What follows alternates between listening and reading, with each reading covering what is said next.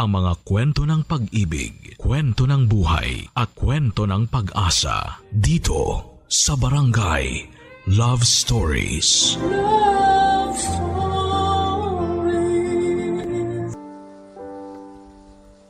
Ano mahal, kumusta ang pag-uusap niyo ni na Ma'am Gilda at Sir Mike? Ayun, maganda. Si Sir Mike lang ang nakausap ko kanina. Wala yung asawa dahil nasa bakasyon daw. Pero yun na nga, ang una kong trabaho sunduin sa airport sa Biyernes. Kumusta naman? Kumpirmado ba yung sahod? Oo, at saka may health and medical insurance pa. Professional na professional. Tapos may sarili pa akong kwarto ron. Pwede rin ako matulog dun kung sakali may mga emergency at gabi ng hatid o sundo. Oo, swerte nga ako sa kanila eh.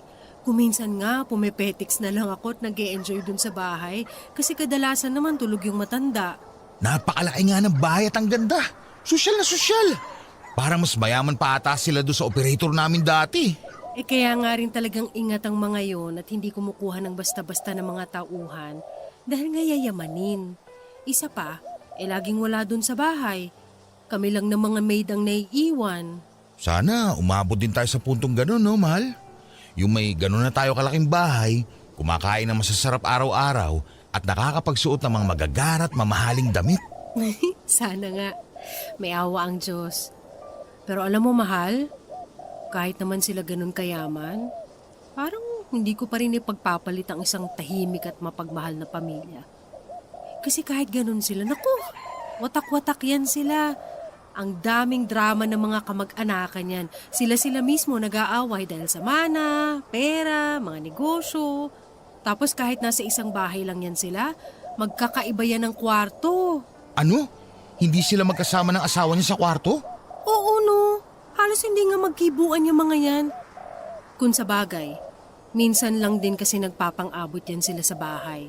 Si Sir, laging wala out of town. Si Ma'am Gilda naman, may sarili ring negosyo, pero mas pa-party-party lang ang inaatupag. Yung mga anak nila, tuwing weekend lang din umuwi dahil nga sa mga kondo nga rin nakatira na malapit sa eskwelahan nila. Nagkakasama-sama lang sila tuwing weekend at bakasyon. Ang lungkot naman pala. Kaya nga, kung papipiliin ako, mas okay na yung umalwan lang ng konti yung buhay natin. Kaysa naman maging kasing yaman nga nila. Pero parang ang naging kapalit naman, pagkawasak ng mga personal nilang buhay. Huwag ka mag-alala. Kahit na yumaman tayo ng ganun, hinding-hindi sa atin mangyayari yun. So, promise? Pex man, mamatay man.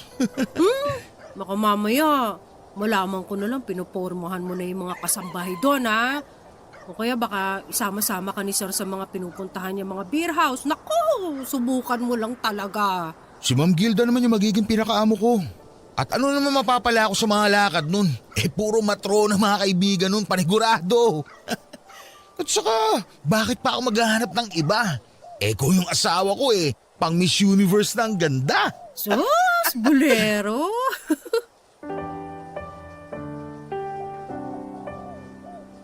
Naging maayos naman po ang mga unang linggo ni Alan kina Ma'am Gilda Papadudot. Dahil din po mataas ang kanyang sweldo ay hindi na po ako nagmamadali na maghanap ng mapapasukang trabaho. Nagsimula na lang po muna kami ng maliit na online reselling shop. At yung kinikita doon ay nilalagay ko lang po sa ipon naming mag-asawa.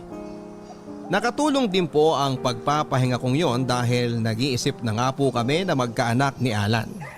At matapos din po ng ilang buwan ay pinagpala naman po kaming mag-asawa at nabuntis din ako. Pero sa mga sumunod po na buwan ay unti-unti na po akong nakapansin ng pagbabago kay Alan Papadudot.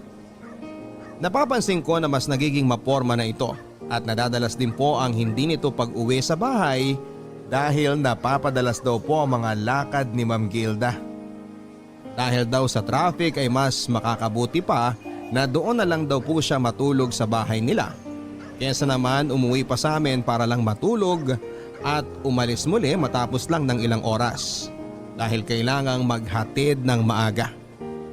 Hindi lang po ako umiimik noon pero iba po ang pakiramdam ko. Kutob ko po ay nagdadahilan lang si Alan at may milagro ng ginagawa.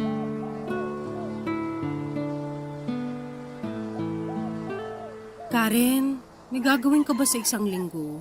May pasok ako sa trabaho. Bakit ate? Anong meron? Kasi baka pwedeng dito ka na muna matulog next week. Next week? Buong linggo? Oo, sana. Halos layo din naman itong bahay namin doon sa pinapasukan mo, di ba? Oo. Halos pareho lang naman ang layo. Bakit? Anong meron? Kasi si Kuya Alan mo, buong linggo daw siya mawawala next week. May seminar daw kasi si Ma'am Gilda at kailangan niyang ihatid at sundo. Gabi na raw natatapos at maaga nagsisimula kaya sayang daw kung uuwi pa siya dito. Mapapagod lang siya sa biyahe at traffic. Ha? Oo, sige. Wala namang problema. Pero ate, napapadalas ata yung hindi pag-uwi ni kuya dito sa inyo ah. Ang hirap niyan kasi buntis ka pa naman. Kapag may emergency, wala ka man lang makasama dito minsan. Kaya nga eh. Pero doon naman sa ibang araw minsan, pa isa-isang gabi lang siya nawawala. At saka, ilang buwan pa lang naman itong si baby, hindi pa naman ganun kasela ng kalagayan ko. Kahit na. Mahirap ang mag-isa lang dito. Nakakapag-alala yan. At kung ganyan ka-busy ang schedule ni Kuya Alan, paano na lang sa mga susunod pang buwan? Mas magiging delikado na ang lagay mo nun. Naku, ang sabihin mo, ang mas nag-aalala ko, baka may ibang inuuwian. Ano? Joke lang. Naku ate ha, feeling ko may pinaguhugutan yung hirit mo na yan. Bakit mo nasabi yon? Ano nangyari? Wala! Ay naku ate, kilala kita. Alam ko yung mga ganyang tono mo, may hugot yan. Ewan. Siguro napaparanoid lang din ako dahil buntis. Alam mo yon, yung emosyonal. Feeling ko kasi parang biglang naging malayo si Alan sa akin. Paanong malayo? Madalang na lang kami magkwentuhan. Parang palaging aligaga at lumilipad ang utak tapos nag-shopping ng mga bagong damit. Akala mo may pinopormahan. Pero minsan naisip ko baka naman ganun talaga kasi nga syempre personal driver, kailangan presentable siya dahil puro mga mayayaman yung mga nakakasalamuha niya araw-araw eh. Naku ate, sabi ko na eh. Parang may nagbago nga ng konti kay Kuya Alan nung huli tayong nagkita-kita. Ngayong nabanggit mo, parang babae nga ang dahilan. Ano ka ba? Ginagatungan mo pa ako eh. Di ako gumagatong ate ha. Kinukumpirma ko lang yung mga hinala mo. Habang tumatagal po ay mas lumalakas ang kutob ko na may ibang babae si Alan, Papa Dudut. Bukod sa napapadalas po kasi ang hindi niya pag-uwi sa amin, napansin ko rin pong may pagbabago sa ugali niya. Kung minsan po kasi pakiramdam ko ay palagi po siyang distracted o iba ang kanyang iniisip. Kung minsan naman po ay sobrang sweet niya sa akin na parang bumabawi na ewan. Pero kahit na gano'n naman po, kahit na papaano ay hindi naman po siya nakakalimot sa mga obligasyon sa amin. At never po naming naging problema ang pera. Hanggang isang araw ay may napansin akong kakaiba sa damit ni Alan. May kakaiba po itong amoy, pabango ng babae. Nung una ko po itong napansin ay binabaliwala ko lamang ito. Pero nang napapadalas na po ang napapansin kong amoy sa kanyang mga damit, ay kinompronta ko na po si Alan, Papa Dudut. Pero kagaya ng inaasahan ay tinanggi niyang may babae siya. At ang idinahilan niya, ang amoy daw na yon ay air freshener daw sa kotseng minamaneho niya. Matapos pong i-deny ni Alan na nang bababae siya ay mas lalo po akong nagduda sa kanya, Papa Dudut. Kitang-kita ko po kasi sa reaksyon niya na nagulat po siya sa aking sinabi at halatang nag-iisip lang ng maidadahilan. Kaya po mula nang kinompronta ko po si Alan ay naging mapagmasid na po ako sa mga kinikilos niya. Pati po sa social media accounts niya ay iniimbestigahan ko na rin. Chinek ko ang lahat ng mga babaeng hindi ko kilalang nasa friend list niya. At tinitignan ko kung posible kayang yon ang kinakalaguyo niya. Pero wala po akong nakitang kakaiba. Sinubukan ko rin pong makialam sa cellphone ni Alan, Papa Dudut at alamin ang password niya. Pero hindi ko po makuha-kuha. Hanggang sa isang araw ay may napansin po akong kakaiba kay Alan. Ang dami niya pong mga bagong damit at pabango. At lahat po yun ay branded at mga mukhang original. Pero ang pinagtataka ko po ay parang kahit na marami siyang mamahaling damit at gamit, ay hindi pa rin naman kami kinakapos sa pera. Nagsimula na po akong magtaka kung saan siya kumukuha ng ekstrang pera niya.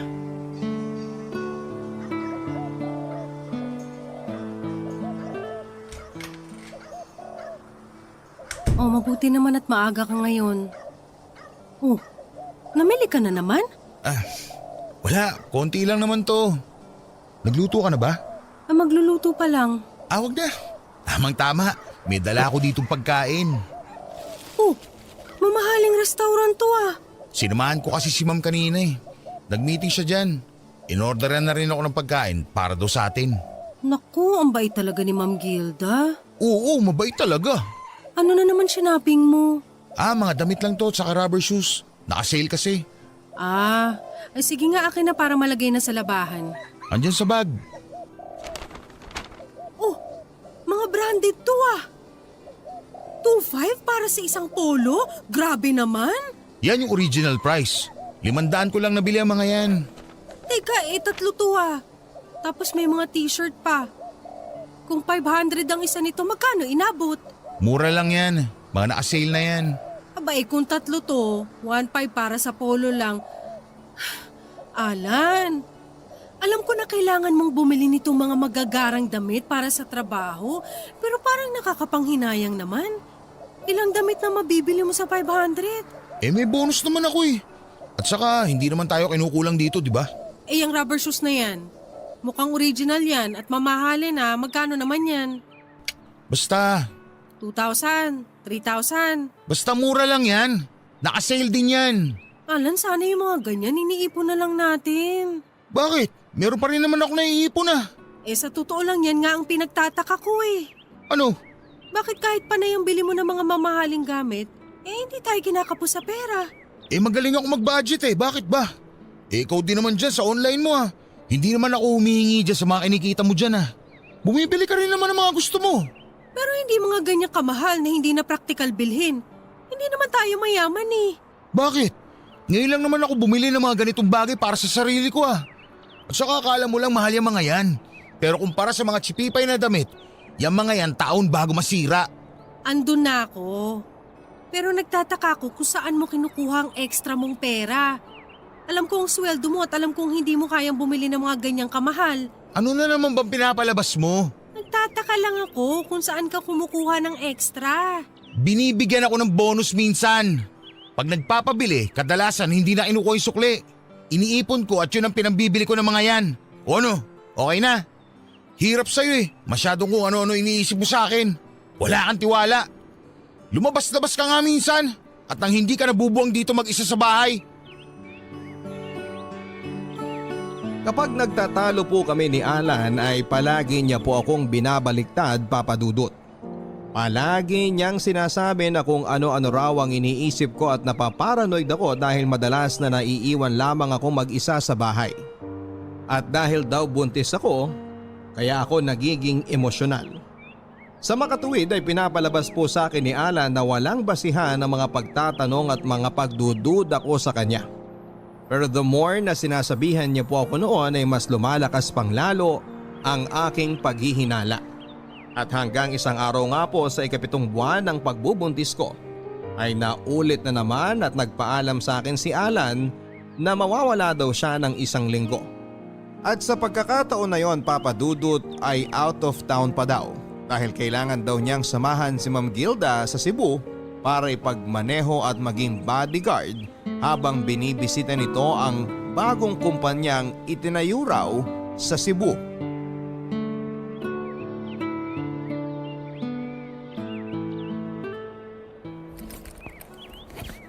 Ha? 1 linggo? Oo, may ribbon cutting at kung ano-ano pang gagawin daw dun eh. Bakit wala ba silang driver doon sa Cebu? Wala na raw yung driver dun eh. Nagretiro na. Ang andun lang daw sa bahay nila, yung caretaker. Bakit hindi na lang doon kumuha na magmamaneho? Kabisado mo ba yung Cebu? May waste naman eh. Kaya nga ako isasama dahil sa akin nagtitiwala. Siyempre mga mayayaman yan. Paano kung kidnapin yan? Paano kung hold upin yan doon? Palibhasa kasi wala kang kalam-alam sa mga buhay ng mga mayayaman. Bakit ka galit? Nagtatanong lang naman ako ah. Para kasi may pinapalabas ka na naman eh. Hoy Alan, huwag kang nga defensive. Siguro may tinatago ka talaga, no? Umamin ka nga. Saan ka ba talaga pupunta? Sa Cebu nga.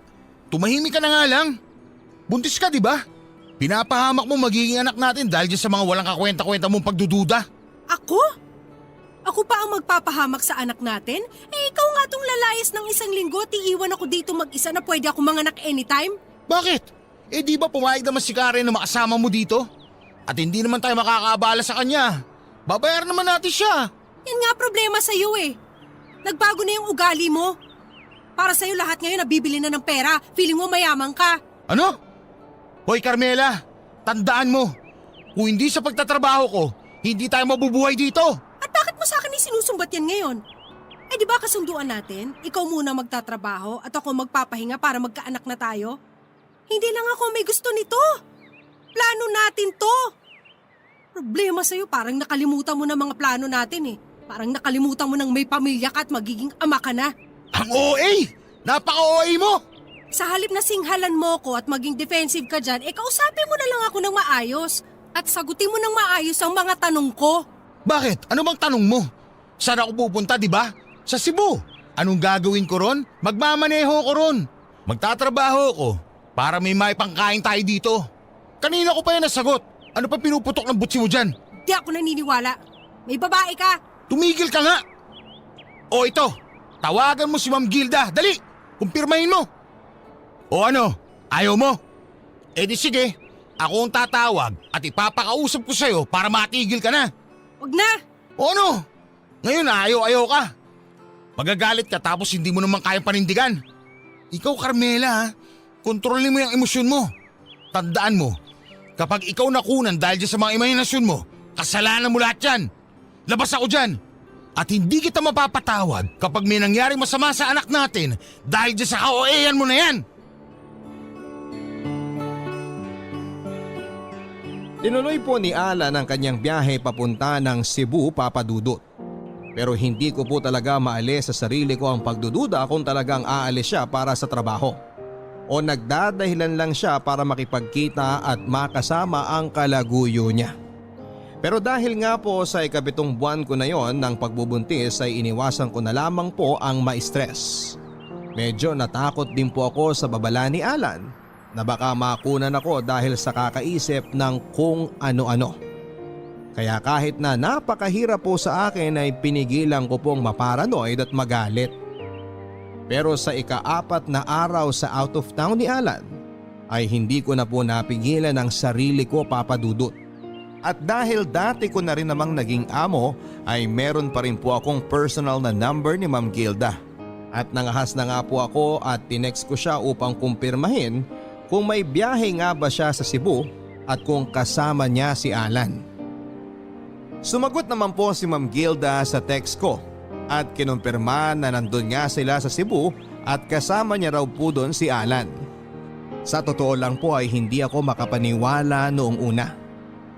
At inihanda ko na ang sarili ko na makabasa ng bagay na ikakagalit ko kay Alan.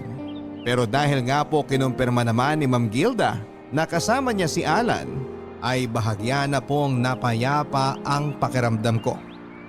At sa totoo nga lang po ay medyo nakonsensya din po ako. Baka nga naman masyado akong nagiging OA kagaya nga ng sinasabi ni Alan. At kung ano-ano ang naiisip ko dahil buntis ako at emosyonal. Pero sa pag-uwi po ni Alan ay hindi ko po akalain na mauuwi sa malaking away ang pag-text ko kay Ma'am Gilda. Sumbat niya po sa akin ay hiyang-hiya daw po siya kay Ma'am Gilda dahil tinext ko pa daw po ito at inistorbo para lamang sa kababawan at pagsiselos ko. Sobrang nag-guilty po ako noon, Papa Dudut, at napahiya din kay Ma'am Gilda. Gayon pa man dahil sa pagwawala pong yon ni Alan ay mas lalo ko po tuloy naramdaman, Papa Dudut, na may maling nangyayari. Hindi ko lang po matukoy kung ano yon.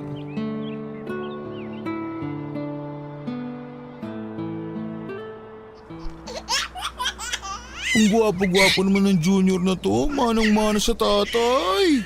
Mahal, Kailan natin pabibinyagan si Junior? Kakausapin ko yung pare doon malapit sa village ni Ma'am Gilda. Magpa-schedule na tayo. Ang ganda ng simbahan na yun. Sosyal na sosyal. Ang ganda sa pictures. Medyo malayo yun ah. Bakit di na lang dito sa malapit para mas marami tayong mga kakilala na pwedeng makapunta? Ang litong simbahan dito sa atin eh. Ang gulo-gulo pa sa kalsada. Ang daming mga vendor at mga nanlilimos. Mabuti na doon sa simbahan na malapit kina Ma'am. Tahimik na, sosyal pa. Naku baka mas mahal naman dun. At saka paano ang reception? Di ba dapat medyo malapit lang din dun sa simbahan para madaling makapunta ang mga tao? Di doon na lang din sa malapit. Ang daming mga restaurant doon. Ang mahal na mga restaurant dun ah. Puro mga class. Hindi natin kakayanin. Akong bahala sa magagastos. Ang mahalaga, maging espesyal ang binyag ni Junior. Mahal. Hindi naman mahalaga yung laki ng simbahan o sosyal na kakainan. Ang mahalaga, mabinyagan ng bata. Yun lang. Ano ka ba naman? Isang beses lang bibinyagan ng anak natin tapos titipirin mo? Tapos paano pagtanda niya? Yung mga pictures na makikita niya, dugyot yung itsura ng lugar. Alan, ano ba nangyayari sa'yo? Hindi ka naman dati ganyan ah. Ang sa akin lang, ngayong medyo umaangat na estado natin, dapat naman umangat na rin kahit papano yung mga kinakainan at lugar na iniikutan natin. Ako na gagastos para dun. Huwag mo nang tipirin ang anak mo. Okay, sige. Ikaw ang masusunod. Sino kukunin natin mga ninong at ninang? Naisip ko si Ma'am Gilda. Si Ma'am Gilda? Papayag ba yun? Nasabihan ko na siya at pumayag na siya. Ha? Sigurado ka? Baka nahihiya lang tumanggi. Hindi naman niya tayo ganun ka-close at ang yaman-yaman nun parang nakakahiya. Kaya nga mas okay na kunin ninang kasi mayaman yun. Pero hindi naman yan ang punto ng pagkuha ng ninang. Ang mga ninong at ninang ang silbi niyan, sila yung tatay yung magulang sa mga inaanak nila kapag namatay yung mga totoong magulang. Ano ka ba, Carmela? Ang dami mo sinasabi dyan, mga wala namang kwenta. O di sige, Ma'am Gilda na kung sinasabi mong pumayag na siya. Si Sir Mike kinuha mong ninong. Hindi na, si Ma'am Gilda na lang.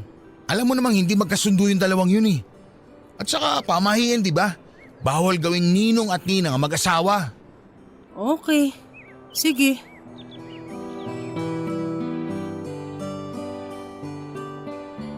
Nang nag-uusap po kami ni Alan tungkol sa binyag ng aming anak ay doon na po biglang may pumitik sa aking realisasyon at paghihinala na ni minsan ay hindi ko akalaing sasagi sa utak ko.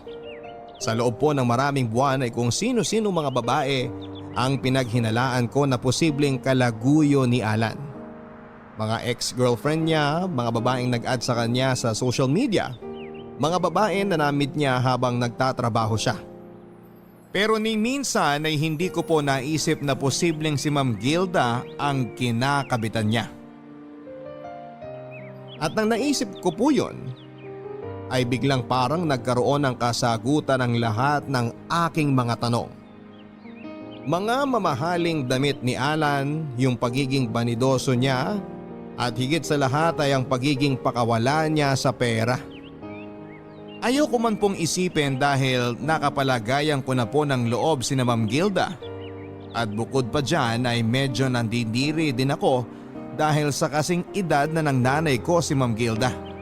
Ay unti-unti na rin pong bumigat ang paghihinala ko na boy toy ni Ma'am Gilda ang asawa ko.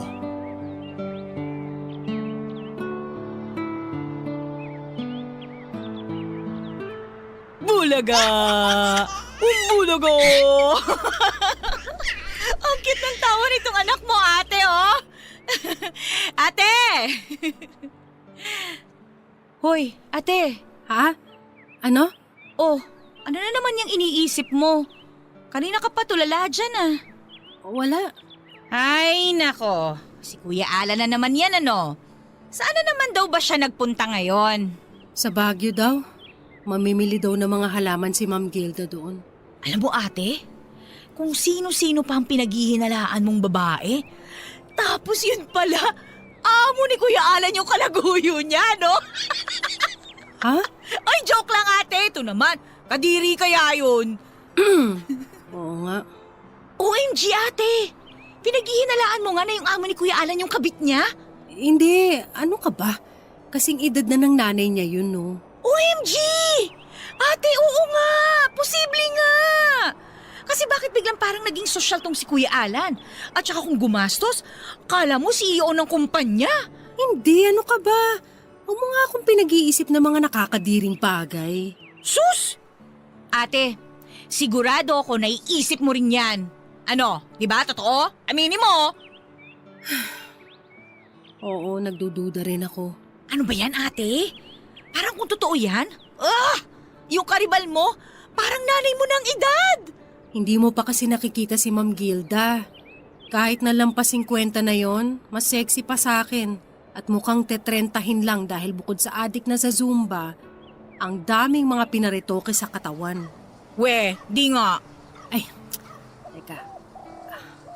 Oh, ito, tignan mo. Itong picture niya. Hala, ate. Oo nga. Medyo halata mo ng konti na may edad na. Pero ang katawan, unfair, parang hindi pa nanganak. At hindi naman sa pag-aano, ate, ha? Pero parang kabahan ka nga kung ito man yung ipinagmamaneho ni Kuya Alan araw-araw. Pero baka naman napaparanoid lang ako, Karen. Malaki na rin ang tiwala ko kay Ma'am Gilda.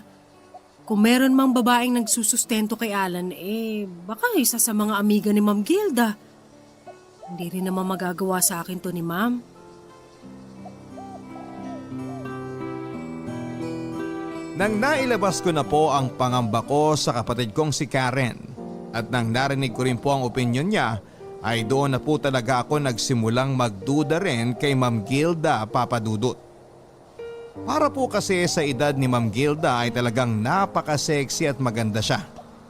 Hindi ko yan may kakaila, may pagkatsinita, maputi, tapos ay may tulong pa ng siyensya at mga mamahaling mga damit at gamit.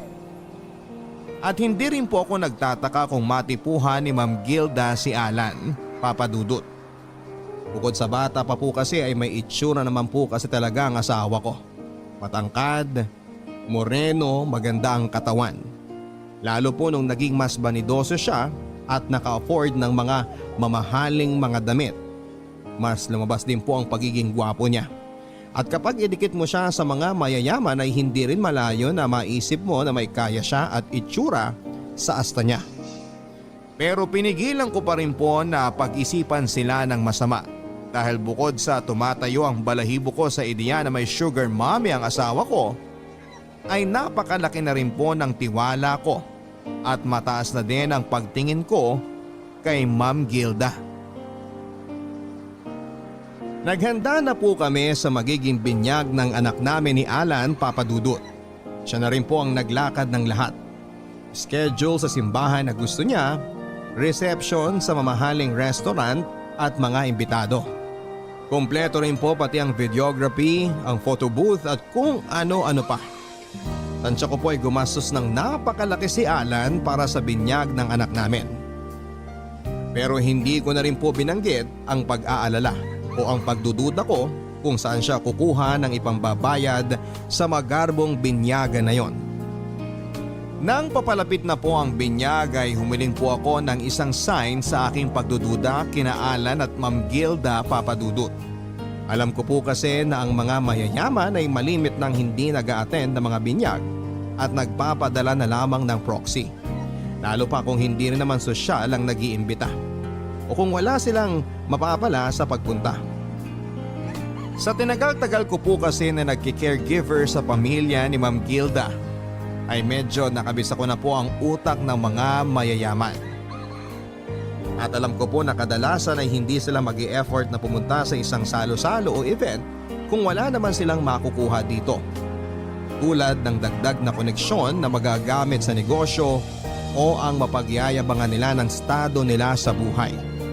In short, sinabi ko po sa aking sarili na kapag personal na dumalo si Ma'am Gilda sa binyag ng anak namin ni Alan ay malamang na may relasyon nga silang dalawa. At nang dumating nga po ang araw ng binyag ng anak namin ni Alan, ay personal na dumating si Ma'am Gilda.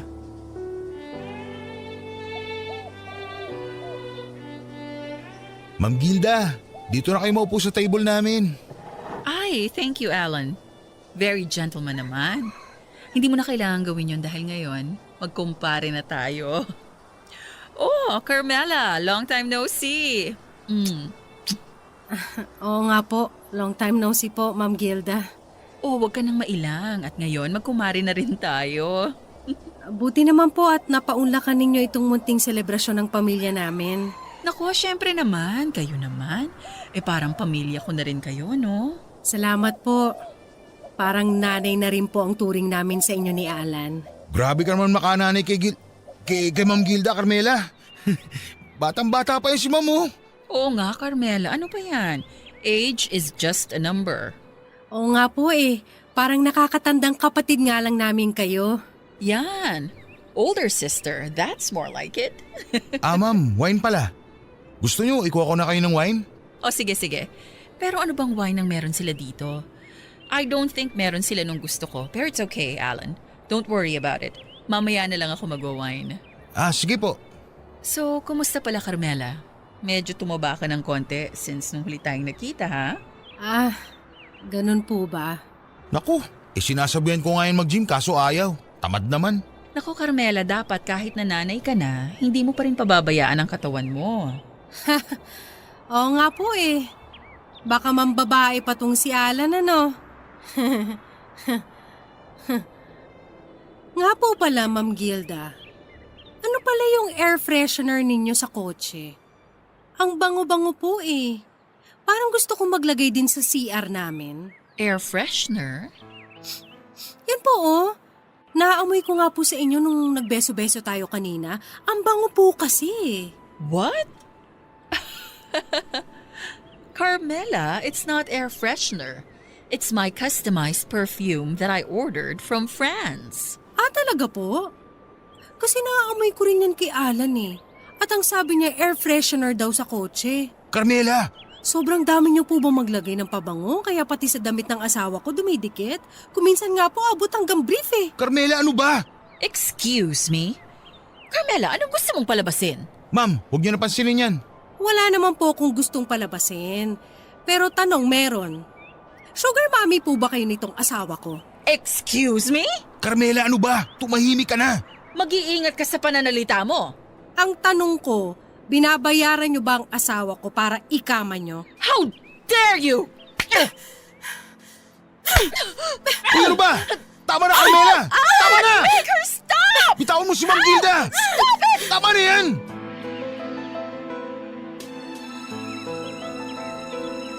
Naging malaking iskandalo po ang naging sampala namin ni Ma'am Gilda sa mismong binyag ng anak namin ni Alan Papadudut. Hindi ko na rin po kasi napigilan ang sarili ko. Lalo na noong naamoy ko ang pabango ni Ma'am Gilda na matagal ko na rin pong naaamoy sa mga damit ng asawa ko. Nang nasinghot ko po ang pamilyar na amoy na yon ay bigla pong parang sinampal din ako ng realisasyon na siya nga si Ma'am Gilda nga ang kabit ng asawa ko. Matapos nang nangyari sa binyag ay hindi na rin po ako tumuloy sa bahay namin ni Alan Papadudut. Kasama ang aking anak ay dumiretso na ako sa bahay ng kapatid kong si Karen. Sa punto pong yon ay handang-handa na po akong makipaghiwalay kay Alan. Pero matapos ang ilang araw nang medyo kumalma na ako, ay unti-unti na rin po akong natakot. Natakot na lumaki ang anak namin sa isang broken family. At higit sa lahat ay natakot din po ako.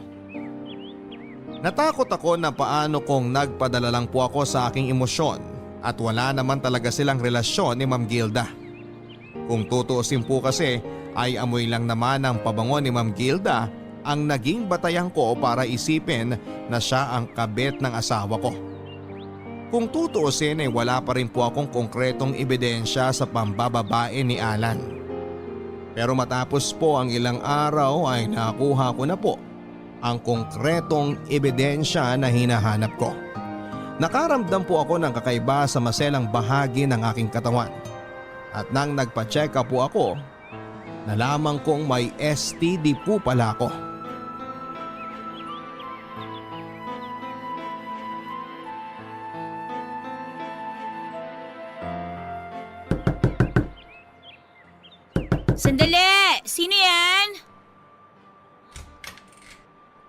naman, Kuya Alan. Nasaan ang ate mo? Ang kulit mo naman, Kuya eh. Sinabi na ngang ayaw ka makausap ni ate. Wala akong pakialam sa ate mo. Andito ako para kunin ang anak ko. Tabi nga dyan! Aray, ano ba? Hoy, Kuya, trespassing ka na ha? Nasaan ang ate mo? Anong ginagawa mo dito? Kukunin kong anak ko! Bitiwan mo ang anak ko! Kuya, bitiwan mo nga yung bata! Akni ang anak ko! Kidnapping ang ginagawa mo! Wala akong pake! Ate, sandali lang ha. Tatawagin ko na si Chairman. Hoy! Akin na! Ibigay mo sa akin ang anak ko! Hindi! Magkakamatayan tayo. At anong balak mo, ha? Paano mo bubuhayin tong anak ko? Dumaydede pa to. Ipapadede mo dyan sa sugar mommy mong menopause na? Tumahimik ka! Hanggang ngayon, ipinagpipilitan mo pa rin ang kaibangan mo na nang bababae ako! Kahibangan? Ay, ang STD mo, kahibangan ko rin ba? Ano? Ano, nagulat ka? Na alam ko na may STD ka, no? Wala akong STD! Saan mo nakuha yan? Diyan sa matronang gilda na yan, na kung sino-sinong lalaking kinakana, di ba? Hoy, Alan! Kung sa tingin mo naka-jackpot ka na dyan sa gilda na yan, nagkakamali ka! Pag nagsawa yan sa'yo, itatapong ka lang din yan tulad ng ibang mga pampalipas oras niya! Tumahimik ka! Wala nga akong STD! Kung wala kang STD, eh kanino ko nakuha ang sakit ko? Nakakatiri ka! Abamalay mo kung sino nagbigay sa'yo niyan! Kapal na mukha mo! 9 na buwan ako nagbuntis. Halos kakapanganak ko pa lang, ikaw pa lang ang gumagalaw sa akin. Hayop ka, nakakatiri ka! Wala akong alam sa sinasabi mo! Lumayas ka! Lumayas ka sa harap ko, nakakatiri ka! Hindi ako aalis dito nang hindi ko kasama ang anak ko! Hindi ko ibibigay ang anak ko sa'yo. Marumi ka! Nakakadiri ka! Masama kang tao at wala kang kwentang ama! Akin na yung anak ko! Ate, papunta na ang barangay. Ikaw ha, huwag mong hintayin na kaladkarin ka nila palabas. Lumayas ka sa harapan ko! Ayoko na makita yung pagmumukha mo!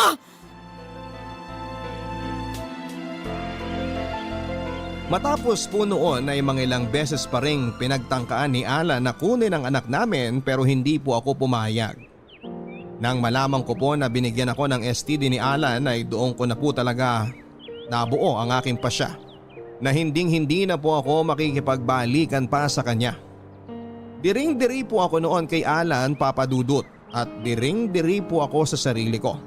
Dahil sa nangyari ay kumonsulta na rin po ako sa isang abogado kung ano ang maaari kong gawin upang mapawalang bisa na ang aming kasal. Pero sa kasamaang palad ay hindi ko pa rin po natutuloy ang masalimuot na prosesong yon. Kahit 1 taon nang nakakalipas dahil kulang pa rin po ang ipon ko para sa pagpapaanal. Ang huli ko pong balita ay nagtatrabaho pa rin po si Alan kina Ma'am Gilda. At ayon nga po sa mga kwento-kwento at chismis ng mga kakilala, ay simula nga daw po ng mag-pandemic ay doon na ata tumira talaga si Alan sa bahay ni Ma'am Gilda. At hindi na umuwi sa dati naming bahay. At hindi ko po maalis sa isipan ko na siguro'y mula nang mag-lockdown ay naging ganap na ngang boy toy ni Ma'am Gilda si Alan. Na anytime ay pwede niyang babain sa driver's quarter kapag gusto niyang maglibang. At dahil din po sa mga nabalitaan ko ay mas lalo ko pong na-realize na tama ang naging desisyon ko, Papa Dudut. Tama na nakipaghiwalay ako kaagad kay Alan. Dahil bukod sa niloloko niya ako, binigyan ako ng sakit, ay na-realize ko na hindi ko na pala talaga siya kilala. Ni sa hinagap ay hindi ko po akalain na masisilaw ng pera si Alan. At kapalit pala ng konting karangyaan at luho sa buhay, ay handa pala niyang ipagpalit ang sarili niyang mag-ina. Kaya kahit na natatakot po ako na maging single mom, ay nagpapasalamat na rin po ako na maaga pa lang ay natuklasan ko na kung ano ang klaseng tao pala talaga si Alan. At nailayo ko na rin ang anak ko sa irresponsable niyang ama. Maraming salamat po, Papa Dudut, kung sakaling mapipili ninyo ang kwento kong basahin. At sana rin po ay may napulot din kayong aral ang ating mga kabarangay sa masaklap ko pong pinagdaanan. Ang inyong forever kapuso at kabarangay, Carmela. Mga kwento ng pag-ibig, kwento ng pag-asa at mga kwento ng buhay dito sa Barangay Love Stories. Love Stories. Forever. Grabe, babe! Ang ganda na pagkakasulat mo dito sa reaction paper ko. Hindi naman masyado. Sinimplihan ko na nga lang ang mga salita na ginamit ko dyan eh. Ang ganda kaya! Buti na lang talaga tinulungan mo ko dito. Kasi sobrang tamad ko talaga sa paggawa ng reaction paper eh. Iba kasi ang mga trip mo na gawin, babe. Saka doon ka mas active sa mga subject na may kinalaman sa sport. Kaya kinakatamaran mo lang talaga yung mga ganitong pagsusulat. Sa bagay, tama ka dyan. Pero babe, thank you talaga ha. Alam mo, kanina ka pa nagpapasalamat sa akin. Reaction paper lang yung ginawa ko kaya hindi mo kailangan na paulit-ulit na mag-thank you. Hindi lang naman ako nagta-thank you para sa reaction paper na yan eh. Eh para saan pa? Para sa pagiging best girlfriend mo sa akin. I love you, babe. I love you too, babe. Sobra. Pakis nga.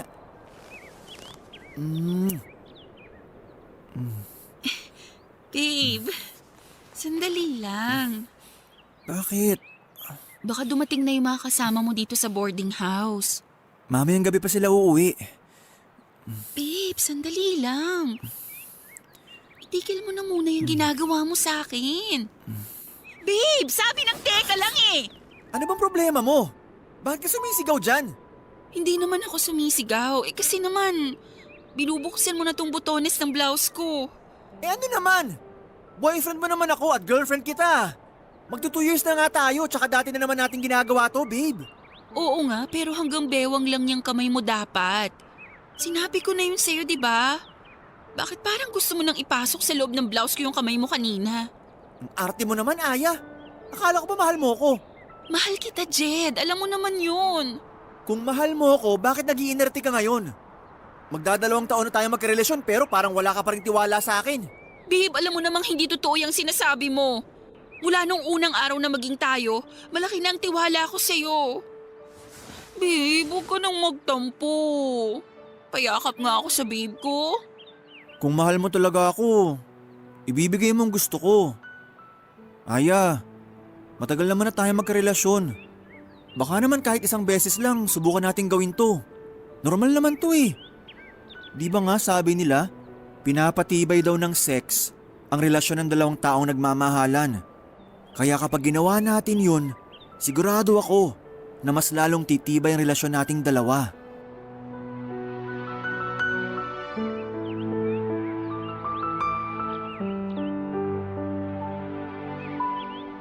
Papadudod, sinubukan ko pang tumanggi sa gustong mangyari ni Jed ng araw na yon. Pero tuluyan na rin akong bumigay at sinuko ang aking bataan sa kauna-unahang lalaking tinibok ng puso ko. At pagkatapos naming gawin ni Jed ang bagay na yon, mas naramdaman ko ang pagmamahal niya para sa akin. Siguro kasi nag-iba rin ang higpit ng yakap niya sa akin ng mga oras na yon. At kita ko sa mukha niya na sobrang natuwa siya dahil binigay ko na ang matagal na niyang hinihingi sa akin. Ang aking buong sarili. Ang sabi ni Jed ay isang beses lang naming gagawin yon, Papa Dudut. Isang beses lang kaming magsisiping dahil gusto niya lang daw talagang mas pagtibayin ito ang relasyon naming dalawa. Kaya lang sa tuwing magkasama kami sa boarding house niya at walang ibang tao doon kung hindi kaming dalawa lang ay madalas niya akong kinukulit na gawin namin ang bagay na yon. Ayoko na rin sanang ulitin namin yon pero hindi ko siya matanggihan. Lalo na kapag nagtatampo na siya. Kaya ilang beses na rin namin ginawa ang pagsisiping sa boarding house nila o kaya sa mumurahing hotel na pinupuntahan namin. May mga motel kasi siyang alam na tumatanggap ng mga nagche-check-in kahit mga estudyante pa lamang o naka-uniform pa. Kaya tuwing monthsary namin ay hindi pwedeng kay Jed na walang mangyayari sa aming dalawa, Papa Dudut. Happy 2nd anniversary, babe! Happy anniversary din, babe. Thank you ah. Kasi pumayag ka na dito tayo sa motel mag-celebrate ng anniversary natin. Siyempre naman, request mo to eh. Sa kabuti na lang din, isa lang ang klase ko ngayon. Kaya mas mahaba ang oras na magkasama tayong dalawa. Babe, sana hindi ka magsawa sa akin ha. Bakit naman ako magsasawa sa'yo? Mahal na mahal kita. Wala lang. Natatakot lang ako na mapagaya tayo sa iba na pagkatapos ng ilang beses na may nangyari sa kanila, bigla na lang silang naghihiwalay. Huwag kang mag-alala. Hindi ako kagaya ng mga nababasa mo sa pocketbook o napapanood mo sa teleserye. Na pagkatapos makuha ang gusto niya sa isang babae, bigla na lang mangiiwan sa ere. Ang tagal na kaya nating dalawa. At sigurado na ako na ikaw na talaga ang babaeng gusto kong pakasalan at makasama sa habang buhay. Talaga, babe? Oo, mahal na mahal kita eh. Ako rin. Sobrang mahal kita, babe. Yan ang gusto ko sa'yo eh. Yung palagi ko naririnig kung gaano mo ako kamahal. Basta babe, magtiwala ka lang sa akin ha. Promise, hindi ako mawawala sa buhay mo. Ang sarap naman pakinggan nun, babe. Pakiramdam ko tuloy. Sobra mo talaga akong mahal. Yun ang totoo babe. At hindi na magbabago yun kahit kailan. Kiss ko nga yung maganda kong babe. Ay, teka. Oh, Munti ko na makalimutan to.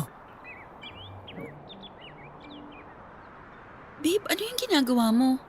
Lagay ko lang tong cellphone ko dito malapit sa atin. Pero bakit? Kasi gusto ko makuna ng video tong gagawin natin. Babe, ayoko ng ganyan. I-off mo na yung cellphone mo.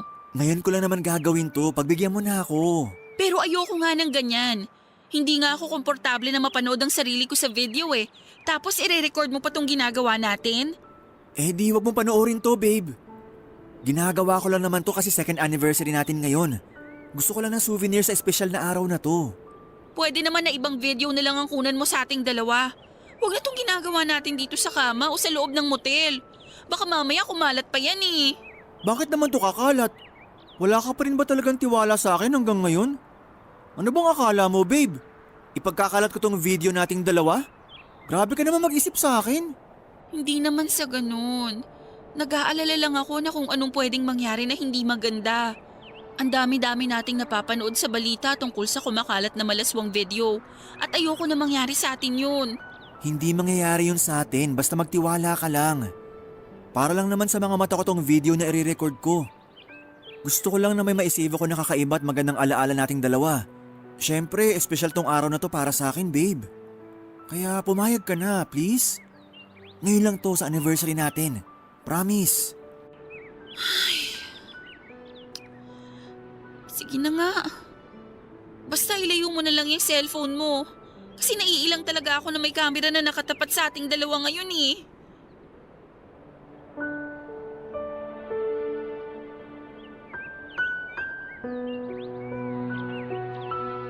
Papadudot, ayoko talagang gawin yon, kaya lang ayoko rin na mag-away pa kami ni Jed sa second anniversary naming dalawa. Kaya naman kahit naiilang talaga ako ay hinayaan ko na lamang na i-record ng cellphone niya na nasa malapit lang sa amin ang ginagawa naming pagsisiping. Kaya lang hindi rin ako kontento doon si Jed. Kinuha niya rin ang cellphone na yon at hawak niya yon habang nire-record ng malapitan ang ginagawa naming kalaswaan noon. Sobrang naiilang at nahihirapan akong kumilos noon. Pero dahil gusto ko siyang pagbigyan ay naging sunod-sunuran na lamang ako sa lahat ng gusto niyang mangyari ng araw na yon. Kahit labag pa yon sa kalooban ko. Ang totoo, Papa Dudut, ay lumaki ako sa medyo konserbatibong pamilya. Wala na akong papa at tanging si mama na lamang ang nag-aalaga sa aming 4 na babaeng magkakapatid. Pangalawa ko sa aming 4 at nagtatrabaho na noon sa abroad ng ate ko. Hindi naman naging mahigpit sa pag-aalaga at pagpapalaki sa aming magkakapatid ang mama ko. Pero hindi siya nagkulang sa pagpapaalala sa amin na maging maingat kami sa aming mga sarili. At sana raw ay huwag naming hayaan na makagawa kami ng pwede naming ikapahamak. Alam ko naman na mali talaga na hinayaan ko si Jed na kuhanan ng video ang ginagawa naming kalaswaan.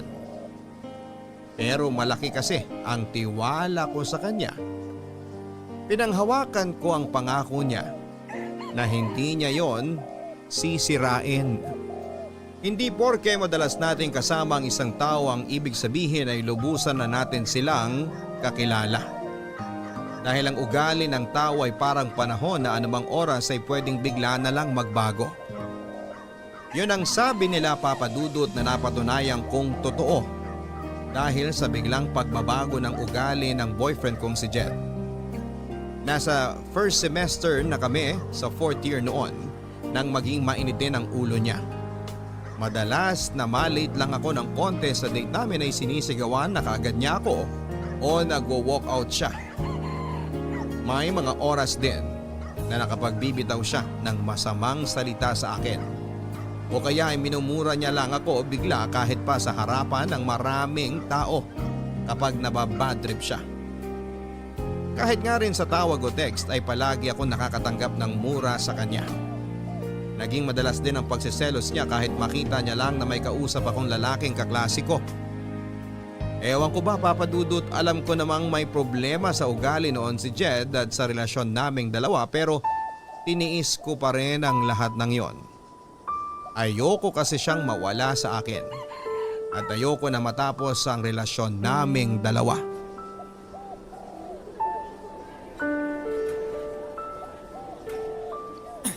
Halika! Halika dito! Aray ko! Aray! Aray ko, babe! Nasasaktan na ako! Masasaktan ka lalo sa akin kapag hindi ka tumigil sa kakasalita mo dyan. Bitiwan mo nga kasi yung braso ko! Hindi naman ako lalayo sa'yo!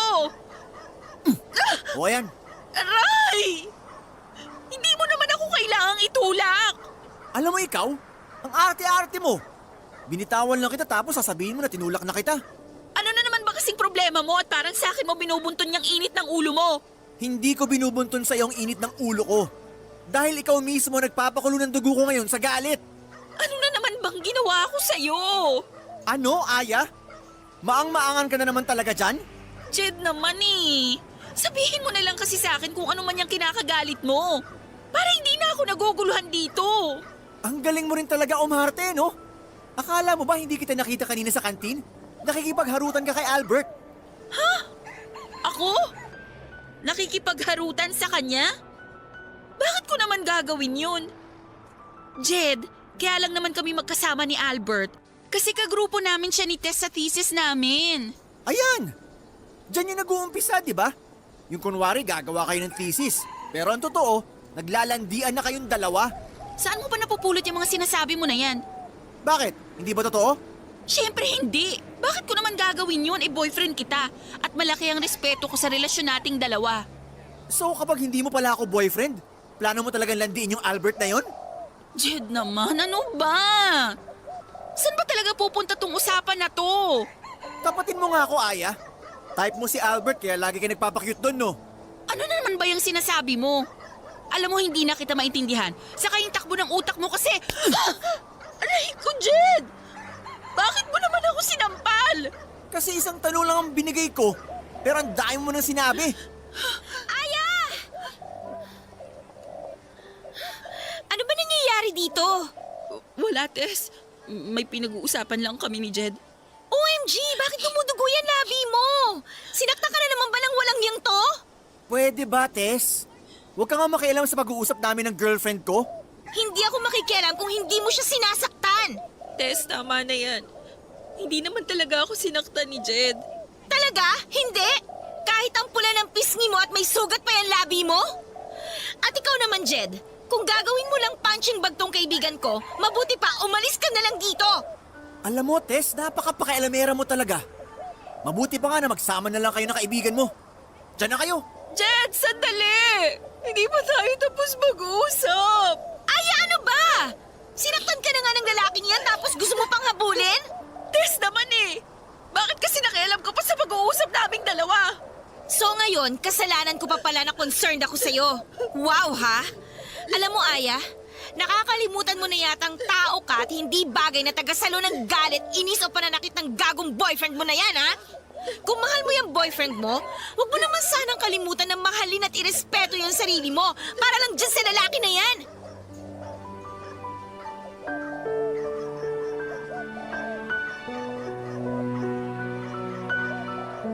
Papa Dudut, alam ni Tess na hindi yun ang unang pagkakataon na nasaktan ako ng pisikal ni Jed, kaya naman grabe rin talaga ang inis niya sa akin ng araw na yon. Ilang beses na niya kasi akong pinayuhan na hindi na raw healthy ang relasyon namin kaya dapat ay makipaghiwalay na ako dito. Pero ilang buwan ko pang tiniis ang ugali na yun ni Jed. Wala mahal ko talaga siya. At malaking bagay din talaga yung si Jed, ang kauna-unahang lalaking nakasiping ko. Aaminin ko na ang iniisip ko noon kaya ayaw ko makipaghiwalay sa kanya ay wala ng ibang lalaki ang magkakagusto sa akin kasi nga hindi na ako virgin. Na si Jed na ang gusto kong makasama sa habang buhay kasi sa kanya ko ibinigay sa kauna-unahang pagkakataon ng sarili ko na gusto kong pilitin na ayusin ang relasyon namin dahil ayaw kong mawala siya sa buhay ko. Kaya lang papadudot lahat naman tayo ay marunong mapagod sa pagtitiis hanggang sa makaramdam na lang tayo na gusto na nating sumuko. Dahil dumating din po ang point lalo na nang muli akong masaktan ni Jed dahil isang kaklase ko naman ang pinagsilosan niya. Nasampal niya ako kasunod ng malulutong na mura at masasakit na salita. Kaya na mga oras na yon ay hindi na ako nakapagpigil at tinapos ko na ang relasyon naming dalawa. Nakita ko ang biglang pagbabago noon sa mukha niya na para bang nagulat siya at nagsisi sa ginawa niya sa akin.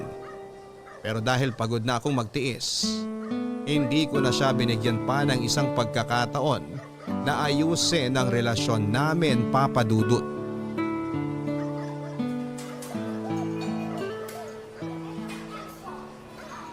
Tess, nasan ka na?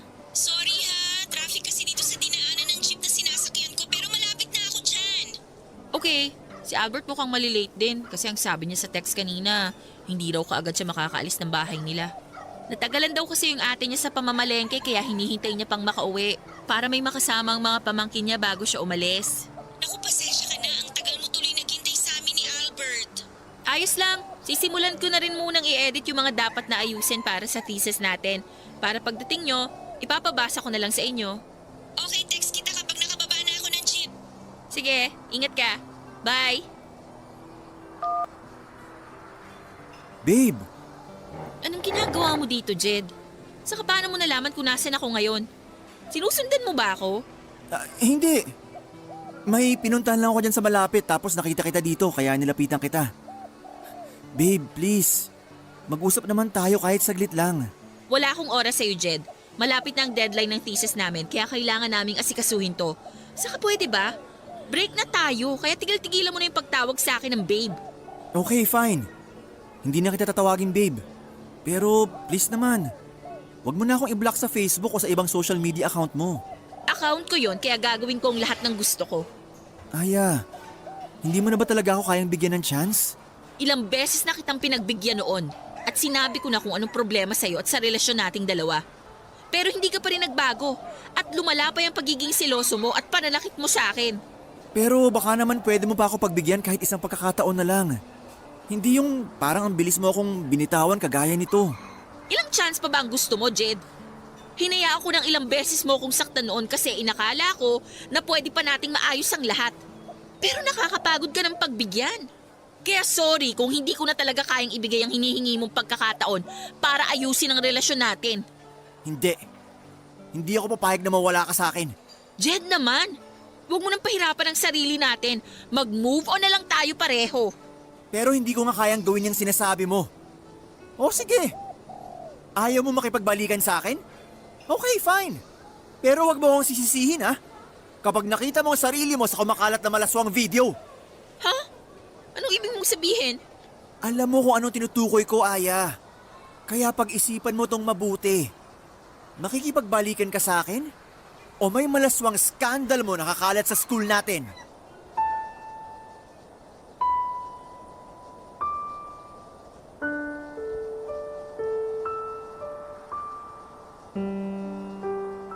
Papadudot, hindi na ako nakasagot sa tanong na yon ni Jed sa akin. Bigla na kasi akong kinabahan. Kaya wala na rin akong makapa na salita noon. Hanggang sa dumating na si Tess na dahilan para bigla nang umalis si Jed sa harapan ko. Gusto pa sana siyang habulin at awayin ni Tess pero sinabi ko sa kanya na hayaan na lang na umalis si Jed dahil wala naman siyang ginawang masama sa akin. Hindi ko sinabi kay Tess ang pagbabantang ginawa ni Jed, Papa Dudut, dahil nahihiya ako na malaman niya na pumayag ako sa pagbivideo na gusto ni Jed noon. Pero napansin niya na may gumugulo sa isipan ko ng mga oras na yon. Nang tanungin niya ako tungkol doon ay sinabi ko na wala lang yon, kaya huwag na akong alalahanin pa. At nang dumating ang isa pa naming kagrupo sa thesis na si Albert ay pinilit ko ang sarili ko na mag-focus sa dapat naming gawin at pag-usapan na tatlo. Sobrang hirap, Papa Dudut, dahil sobrang nag-aalala ako na baka totohanin ni Jed ang pagbabanta na ginawa niya sa akin ng araw na yon. Nang makauwi ako ng bahay, Papa Dudut, ay hindi pa rin maalis sa isipan ko ang pagbabanta ni Jed tungkol sa video na ginawa naming dalawa. Pero pilit kong kinumbinsi ang sarili ko na hindi naman siguro gagawin ni Jed na ikalat ang video na yon dahil naniniwala ako na kahit papaano ay may respeto at pagmamahal pa rin siyang natitira para sa akin. Kaya lang, Papa Dudut, hindi pa rin siya huminto sa panggugulo sa akin. Kapag nakikita niya akong walang kasama sa school, ay nilalapitan niya ako at pilit na kinakausap. Gumagamit din siya ng mga dummy accounts sa Facebook para ma-message niya ako at sinasabi niya na balikan ko na siya. Sinubukan ko na pakiramdaman noon ang sarili ko, Papa Dudut, kung may pagmamahal pa ba akong nararamdaman kay Jed na pwede kong gawing dahilan para balikan siya. Kaya lang, wala na talaga. Sadyang napagod na ang puso ko noon na mahalin siya, kaya nagmatigas ako sa desisyon ko na hindi muli pang makipagbalikan pa sa kanya.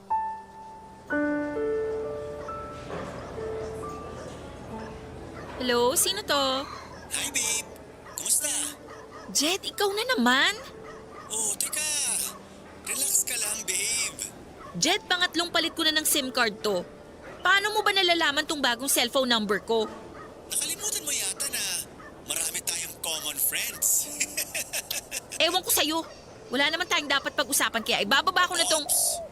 Huwag mong ibababa tong tawag. Dahil kung hindi, magsisisi ka talaga. Matagal na akong nagsisi at yun yung araw na hinayaan kong pumasok ka sa buhay ko. Grabe ka naman, Aya. Kung makapagsalita ka, parang hindi kita napaligaya sa kama. Pwede ba? Kung mambabastos ka lang, humanap ka na ng ibang kakausapin mo kasi wala akong panahon sa'yo. Ikaw nga ang gusto kong kausap. Kasi nami-miss na kita, babe. Kaya bumalik ka na sa akin. Please? Hindi mo na ako madadaan sa mga paglalambing mo na yan. Sige na, bye! Buwisit talaga yung lalaki na yun kahit kailan.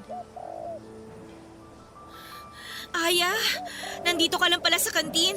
Kanina pa kita hinahanap. Bakit hindi ka na lang nag-text para itanong kung nasan ako?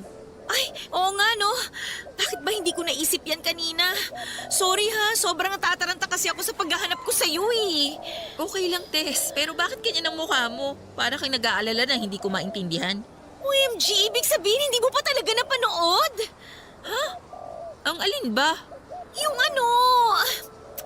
ano kasi? Tess, ayusin mo hayang sinasabi mo. Mas lalo kitang hindi naiintindihan eh. Ay, sige na nga, eto na. May pinadala kasing video sa akin yung classmate natin. Anong video naman yun? Ano kasi, video mo, Aya. Ha? Video ko? Ayoko sanang panoorin kaya lang. Pinipilit kasi nila ako na ikaw yun eh. Kaya pinanood ko na. Tapos... May kopya ka ba ng video na yon? Oo. Pero Aya, alam ko naman na hindi mo gagawin yun at saka... Panood na lang ako, please. Oo, sige. Eto, nandito sa cellphone ko. Panoorin mo.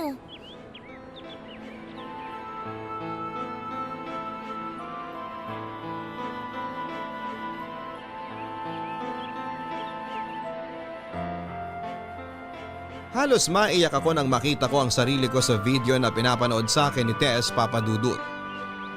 Tinotoo pala talaga ni Jed ang ginawa niyang pagbabanta sa akin na ipagkakalat niya ang video ko. Ang malaswang video na kinuhanan ni Jed noong magkasama kaming dalawa sa isang motel. Kaya lang sa video na yon, Papa Dudut, halos mukha at katawang ko lang ang kita dahil edited na yon. At pakiramdam ko noon ay bigla na lang akong pinagtinginan sa loob ng kantin at pinagbubulungan kahit naka-earphone naman ako ng mga oras na yon. Bigla tuloy akong umalis ng kantin at pumunta na lamang sa may likod ng gym kung saan ay sinundan naman ako ni Tess. At dahil itinuring ko siyang totoong kaibigan ay pinagtapat ko na sa kanya noon na ako talaga ang nasa malaswang scandal na yon.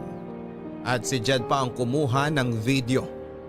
Sinabi niya na kailangan daw na magsumbong na ako sa mga pulis para maaksyonan daw ang ginawa sa akin ni Jed. Pero syempre hindi ako sumang-ayon, Papa Dudut, dahil una sa lahat, ayokong malaman ni Mama ang ginawa kong kalaswaan, Papa Dudut.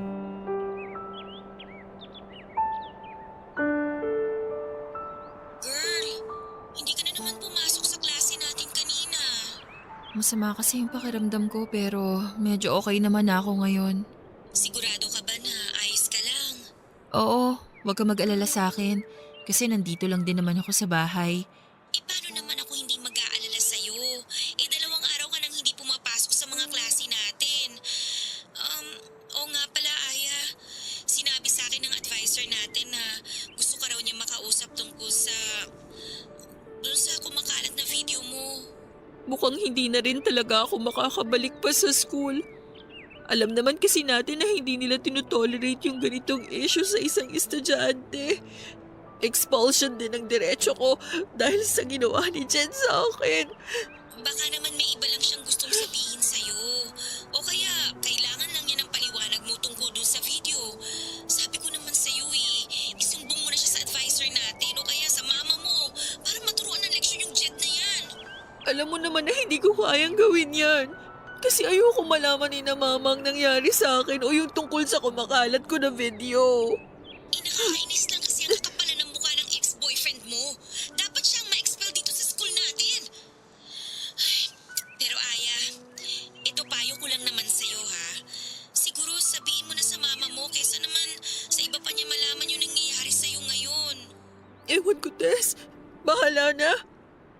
Sige na, ibababa ko na tong tawag kasi kailangan ko na rin magluto para sa hapunan namin. Okay, sige. Basta tawagan mo ako kapag kailangan mo ng kausap ha. Oo, salamat. Bye.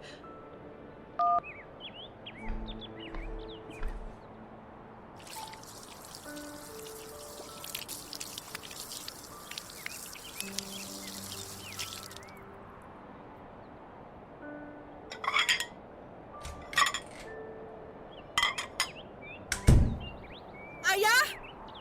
Aya, nasan ka? Ma, bakit po? Magluluto pa lang po sana ako. Magtapat ka nga sa akin. Ikaw ba to? Oh, Ma, sino pong nag-send ng video na yan sa cellphone niyo? sabihin mo sa akin. Hindi naman ikaw to, di ba? Kamukha mo lang tong babaeng nasa malaswang video na to. Alam ko na hindi ikaw to kasi hindi mo magagawa ang bagay na to. Aya, sumagot ka! Sabihin mo sa akin na hindi ikaw to.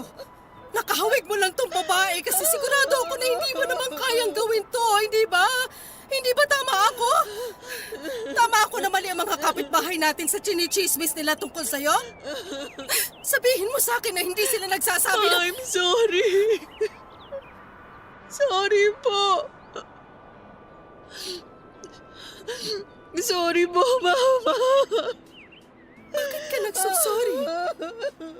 Aya, huwag mo sabihin na ikaw talaga tong nasa malaswang video na to. Opo, Mama. Ako po, pero hindi ko naman po ginusto. Malandi kang babae ka! Paano mo nagawa to sa sarili mo? Ha?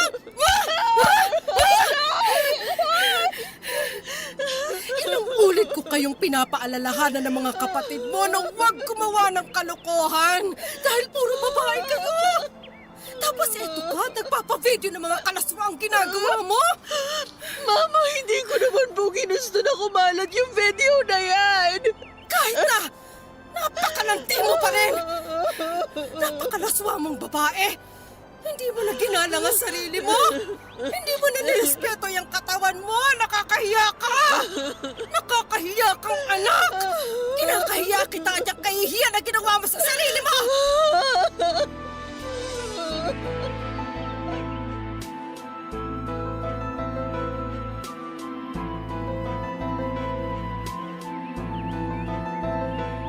Papadudot yon ang kauna-unahang pagkakataon na nasaktan ako ni mama ng pisikal at mapagsabihan ng masasakit na salita. Hindi ko naman siya masisisi dahil sobra kong sinira ang tiwala niya. Sinubukan ko siyang yakapin habang paulit-ulit akong humihingi ng tawad sa kanya. Pero pilit niya lang akong tinutulak hanggang sasabihin niya na huwag na raw akong lalabas ng bahay dahil kinakahiya niya raw na may anak siyang malaswa ang pag-uugali. Doon ko nalaman, Papadudot, na hindi lang pala sa mga kaklase ko si Nen ni Jed ang skandal ko, kung hindi pati na rin sa mga pinsang ko na nakilala niya noon. Kaya kumalat na rin yon pati na sa iba pa naming kamag-anak at pati na rin sa mga kapitbahay namin. Pinagkalat niya ang video ko gamit ang kanyang dummy account sa Facebook. Sinubukan kong tawagan si Jed pero hindi na niya sinasagot ang tawag ko. Gusto ko kasing makiusap sa kanya na hinto na niya ang ginagawa niyang pagpapakalat ng video.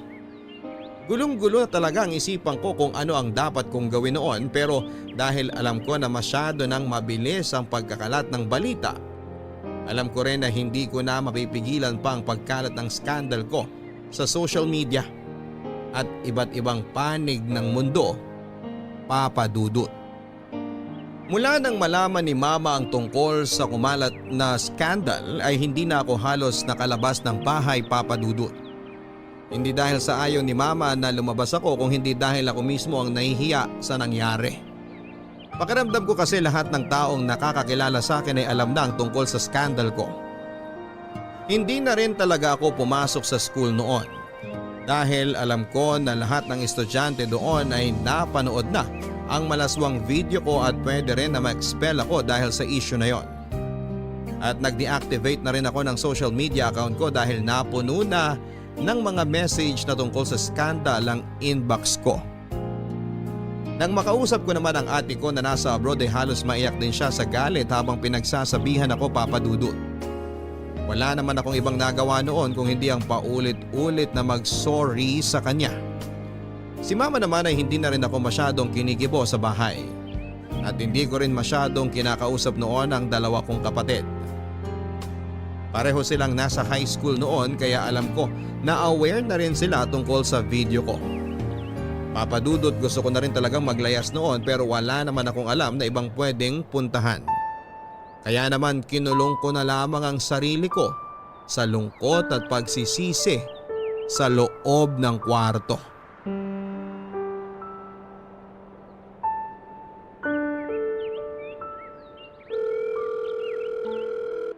Sagutin mo na yung tawag ko, please.